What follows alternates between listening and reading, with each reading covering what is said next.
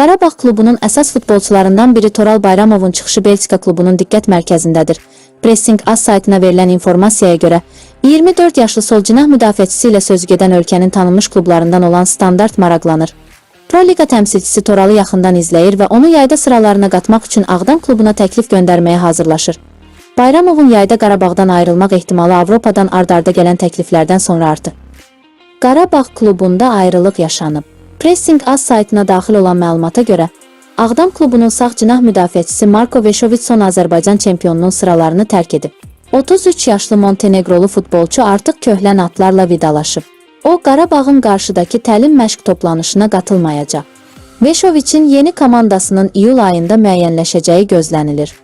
Ölkəmizin və ya Konfrans Liqasında təmsil edəcək Araz Naxçıvan klubu heyətini yeni futbolçu ilə gücləndirəcək. Pressing AS-a daxil olan informasiyaya görə Muxtar Respublika təmsilçisi Almaniyanın Osnabrück klubunun hücumçusu Bamuaka Simakalanı sıralarına qatacaq. 28 yaşlı Almaniyalı forvard bir müddətdir ki, Naxçıvanlıların baş məşqçisi Elmar Baxşıyevin diqqət mərkəzində idi. Bundan sonra isə o təcrübəli mütəxəssisin sərəncamında olacaq.